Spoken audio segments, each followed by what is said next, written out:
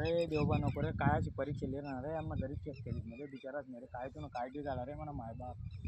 नको रे वो उद्या काय नाही राहणार रे आम्हाला काही